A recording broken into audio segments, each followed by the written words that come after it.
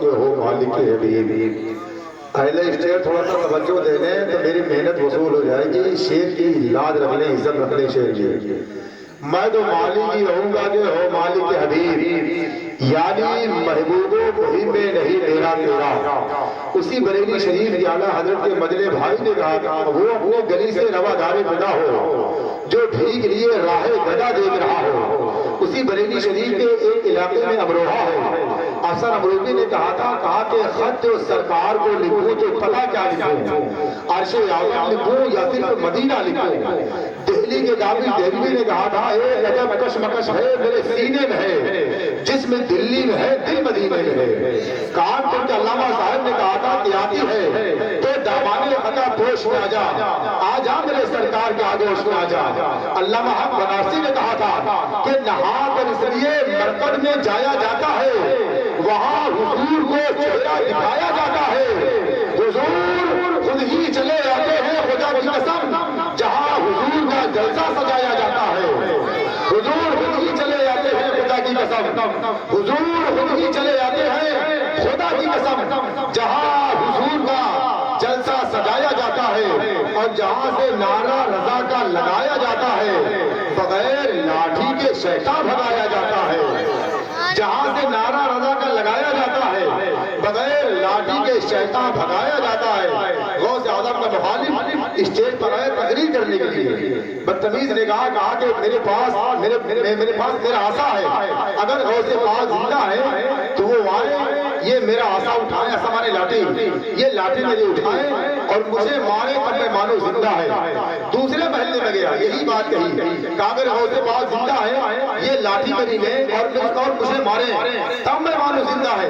تیسرے محفل میں گیا یہی بات کہی، آپ جیسے لوگوں کی طرح اسی میں ایک عاشق غوث اعظم بیٹھا ہوا، سبحان اللہ، ایک غوث اعظم کا چاہنے والا بیٹھا ہوا تھا۔ اپنے جگہ سے اٹھا، اٹھنے کے بعد لاٹھی اٹھایا، اٹھانے کے بعد اس بدبخت خطیب کے سر پہ مارا اور مارنے کے بعد کہا نادان چھوٹے چھوٹے کام غوث پاک کے غلام کر دیا کرتے ہیں، سبحان اللہ، چھوٹے چھوٹے کام غوث پاک کے غلام کر دیا کرتے ہیں، غوث اعظم بڑے بڑے کام کیا کرتے ہیں، سبحان اللہ، غوث پاک بڑے بڑے کام کیا کرتے ہیں۔ لوگ سوچتے ہیں یار کہ غوث اعظم بڑے غریب گھرانے سے ان کا تعلق تھا، ولیوں کے سردار تھے وہ، جب ولیوں کا یہ حال ہوتا ہے کہ دنیا بستر سر پہ ہوتا ہے ان کے بے ساز و سامان ہوتے ہیں تو غوث اعظم کا پھر حال کیا ہوگا۔ آپ کو بتا دوں صرف ایک رہنمائی کے لیے کہ غوث اعظم کی بکریاں سونے کی کھوٹی میں باندھی جاتی تھی۔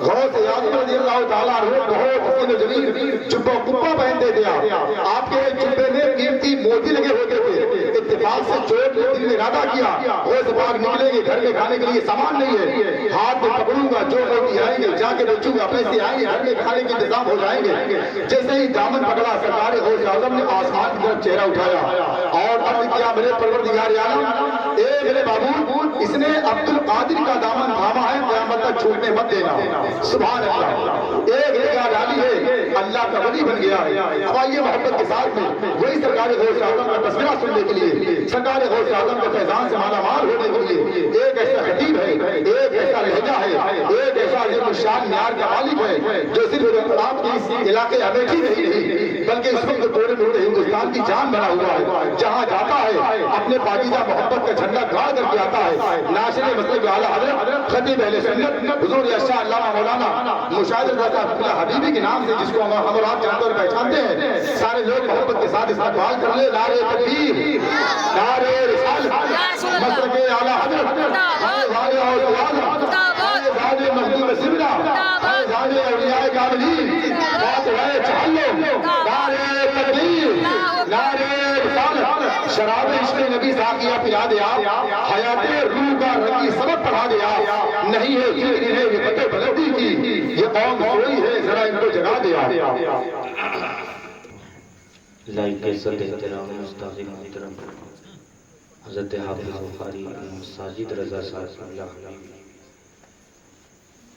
اور میرے دوست میرے ساتھی ہم کلاس حضرت حافظ بخاری غلام حسین صاحب اللہ حافظ شمشاد صاحب نقیب اہل سنت حضرت حافظ بخاری مولانا محمد شریف صاحب اللہ حافظ ریاض صاحب اللہ قاری سلطان صاحب، خان رسول، سامعین حضرات، السلام علیکم ورحمۃ اللہ وبرکاتہ۔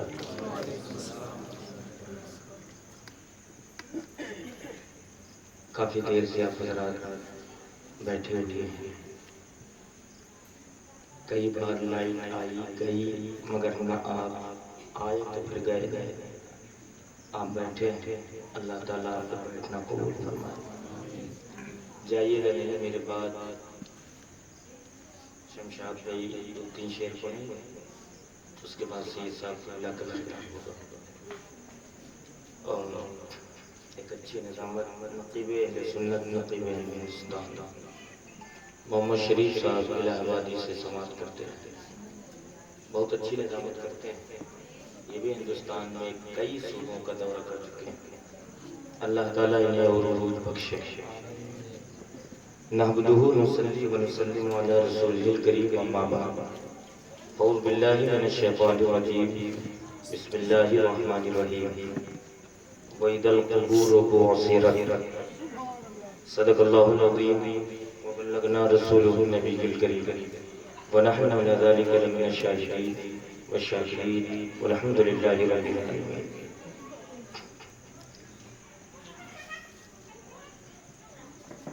جنہیں سمندر دینا ہو انہیں دریا نہیں دیتا، جنہیں سمندر دینا ہو انہیں دریا نہیں دیتا، خدا اپنے چاہنے والوں کو کبھی دنیا نہیں دیتا، خدا اپنے چاہنے والوں کو کبھی دنیا نہیں دیتا۔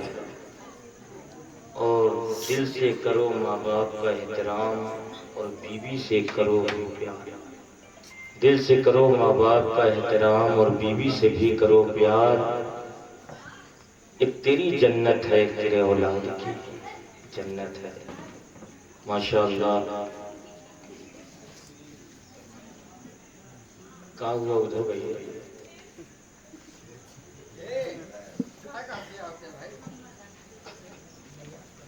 تھکے تو نہیں آپ لوگ؟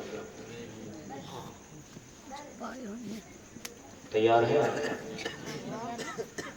ماشاءاللہ، پھر محبت کے ساتھ، عقیدت کے ساتھ درود شریف پڑھنے ہیں۔ اللہم صلی اللہ علیہ وسلم۔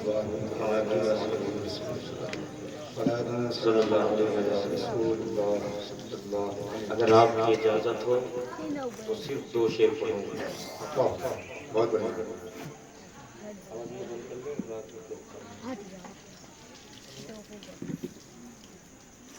یہ شمشاد بھائی کے دادا، اور نام تو میں نہیں جانتا ان کے والد، ان کے چچا لوگوں کا،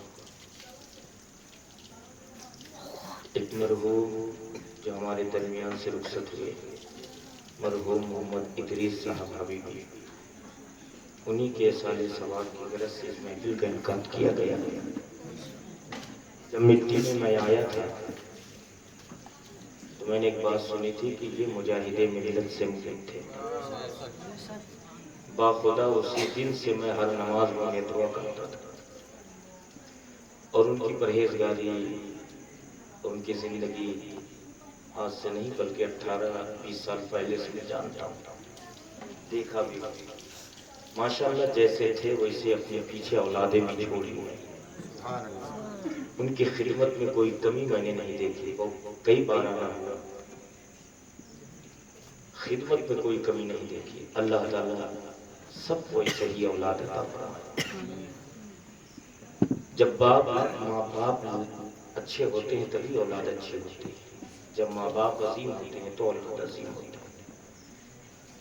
تو 2 شعر سے پیش کر کے اس کے بعد موضوع تو حافظ ریاض صاحب مجھے دے چکے ہیں، کہیں تمہیں 11ویں شیف پر بولنا ہے، تمہیں بڑے پیر سرکار پر بولنا ہے۔ درود شریف ایک بار اور پڑھ لیں۔ اللہم صلی علی سیدنا مولانا محمد امام الانبیاء والکرام وعلی آلہ واصحابہ وسلم، صلاۃ و سلام علی رسول اللہ صلی اللہ علیہ وسلم۔ سونے کون قصہ درد دل، اب اس کی اولادیں اگر ادھر ادھر ہوں تو سامنے آ جائیں۔ سونے کون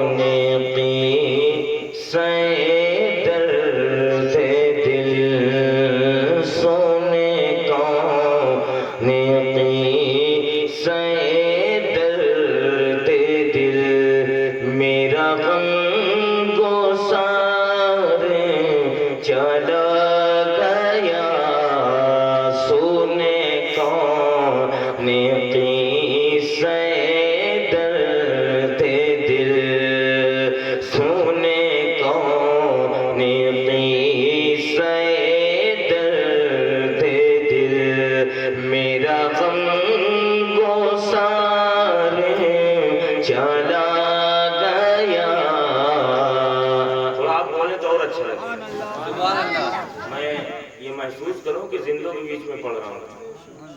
تھوڑا آپ بولیں.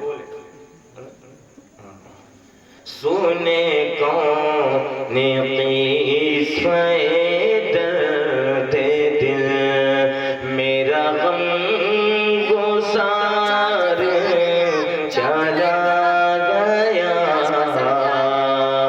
سونے کون قصہ درد دل میرا غم گسار چلا گیا. سونے کون قصہ درد دل میرا غم گسار چلا گیا. جسے آشناؤں کا پاس تھا جسے آشناؤں کا پاس تھا وہ وفا شیار چلا گیا. جسے آشناؤں کا پاس تھا وہ وفا شیار چلا گیا. دیکھیے سب موجود ہیں. ان کے پوتے موجود ہیں, ان کی اولاد موجود ہے, ان کے رشتہ دار موجود ہیں, ان کے خاندان موجود ہے, ان کے گاؤں والے موجود ہیں, ان کی زمینیں موجود ہیں, ان کا گھر موجود ہے. سب موجود ہیں مگر وہ نہیں ہے. سب ہیں مگر وہ نہیں ہے. وہ کہاں ہے؟ اگر تلاشو گے زمین پر تو آپ کو نہیں ملیں گے. اگر ڈھونڈو گے کسی شہر میں تو نہیں ملیں گے. وہ کہاں ملیں گے؟ وہ اب زمین کے اندر ملیں گے, ہے نا. تو سب موجود ہے. گھر بھی ہے, زمین بھی ہے, جائیداد بھی ہے, پوتے بھی ہیں, اولاد بھی ہے, خاندان بھی ہے, رشتہ دار بھی ہے, عزیز اقربا بھی ہیں, اور پڑوسی بھی ہیں, گاؤں والے بھی ہیں. سب ہیں مگر وہ نہیں ہے. وہ کہاں ہیں؟ شعر پیش کرتا ہوں, سماعت کریں. وہی بزم میں ہے, وہی دھوم ہے, وہی بزم میں ہے, وہی دھوم ہے, وہی عاشقوں کا ہجوم ہے. وہی بزم میں ہے, وہی دھوم ہے, وہی بزم میں ہے, وہی دھوم ہے, وہی عاشقوں کا ہجوم ہے. یہ شعر ان کے اولادوں کی طرف سے پیش کر رہا ہوں. وہی بزم میں ہے, وہی دھوم ہے, وہی عاشقوں کا ہجوم ہے. وہی بزم میں ہے, وہی دھوم ہے, وہی عاشقوں کا ہجوم ہے. کمی تو بس میرے باپ کی ہے, کمی تو بس میرے باپ کی, جو کہے مزار چلا گیا ہے. کمی تو بس میرے چاند کی, جو کہے مزار چلا گیا. سنے کون قصہ درد دل میرا غم گسار چلا گیا. جسے آشناؤں کا پاس تھا وہ وفا شیار چلا گیا. میں نے اپنے مسلمہ کے بعد ایک بڑی مشہور آیت پاک کی تلاوت کی ہے. تھوڑی دیر اسی پر میں خطاب کروں گا. اللہ فرماتا ہے وَإِذَا الْقُبُورُ بُعْثِرَتْ, جب قبریں پریدی جائیں. اور میں اس کو کو آسان کر دوں، وَإِذَا الْقُبُورُ بُعْثِرَتْ، جب قبریں کھولی جائیں. کھولنا اور ہے، کھودنا. بولی آگے بولی آپ. کاہے نہیں بولنے ہو بھائی؟ میاں بولنا مرحوم کے لیے بڑا فائدہ ہے. ہمارا حوصلہ ہونا مرنے والے کے لیے فائدہ ہوگا. اب ان دعا ہوئی نا، یا اللہ جو پڑھا گیا، جو سبحان اللہ الحمدللہ ماشاءاللہ کہا ہے، یہ سب کا ثواب فلاں کی روح کو پہنچ جائے. یہ تو ہوگا. تو پھر کاہے خاموش ہو؟ بولا قبر کھودنا اور ہے، قبر کھولنا اور ہے. کھولنے کا مطلب آپ سمجھ ہی رہے ہیں اور کھودنے کا مطلب بھی سمجھ رہے ہیں. لیکن کھودتے ہم ہیں، کھولے گا کوئی اور. کھولے گا کون؟ کھولے گا پروردگار. بولے کھودتے ہم ہیں لیکن کھولے گا پروردگار. کب؟ قیامت کے دن اللہ ہر قبر کو کھولے گا اور ہر ایک کو اس سے باہر نکالے گا. تو کھودنا کیا ہے؟ پہلے تھوڑی دیر. زمین ہے، برابر ہے،